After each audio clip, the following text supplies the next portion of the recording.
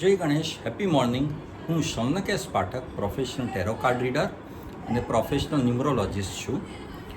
જે કોઈને પણ હેલ્થ, વેલ્થ કે રિલેશનશિપ રિલેટેડ ઇશ્યુઝ હોય તેઓ મારી પ્રોફેશનલ કન્સલ્ટન્સી લઈ શકે છે. મારી કોન્ટેક્ટ ડિટેલ મેં મારા ડિસ્ક્રિપ્શનમાં જણાવી છે.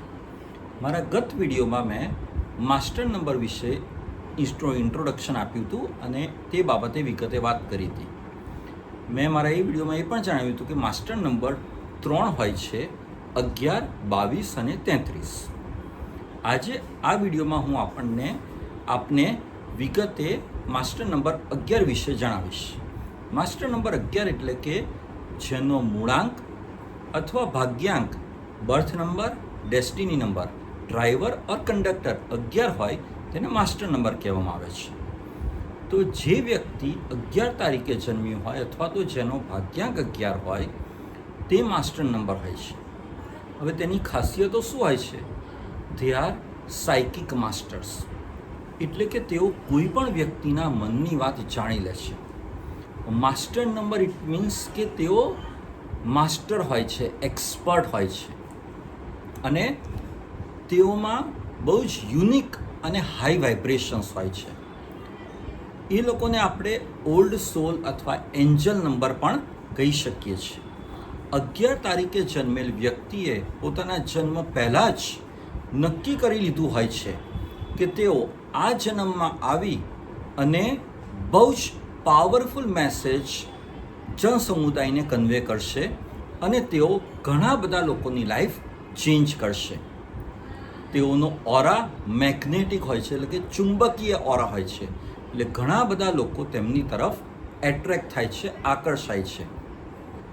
તેઓ બાળપણથી જ મેચ્યોર્ડ હોય છે અને તેઓ excellent teacher, excellent preacher, artist, healer અને સ્પિરિચ્યુઅલ લીડર પણ હોય છે.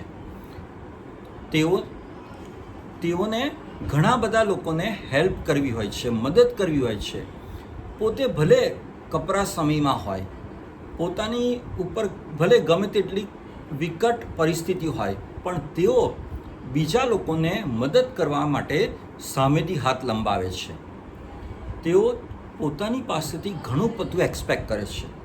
તેઓ ક્યારેય બીજાની સાથે કોમ્પિટિશન નથી કરતા.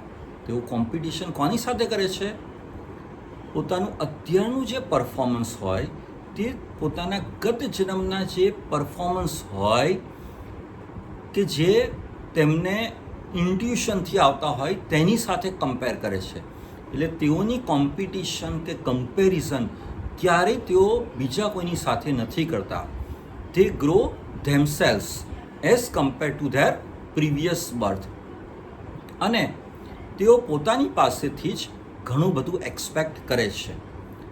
તેઓ ખૂબ જ સપના જુએ છે. They are the dreamers. અને ઘણીવાર એવું પણ થાય છે કે 11 નંબરવાળા વ્યક્તિઓ ફેલ થવાની ડરથી તેઓ પીડાતા હોય છે. એટલે ઘણીવાર એવું થાય છે કે એ લોકોને એમ થયા કરતું હોય છે કે હું આ કરીશ તો આમાં મને સક્સેસ નહીં મળે તો I may fail in this field or I may fail in this work. કારણ કે તેઓ પોતાની જાતને પોતાના ગયા જન્મ યાદ રાખો, ફરીથી બોલું છું, most important thing, they compare themselves with their previous birth. So they are suffering from the fear of failure. કે ભાઈ પહેલાંનું જે પરફોર્મન્સ હતું પહેલાંના જન્મનું, એના કરતાં કંઈ લો પરફોર્મન્સ તો નહીં થાય ને, તેવું તેમને થયા કરે છે.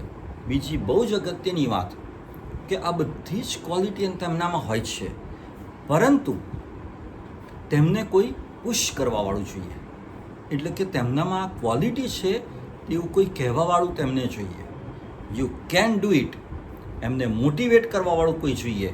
જો એમની લાઈફમાં એવું કોઈ વ્યક્તિ આવી જાય તો even sky is not a limit for them.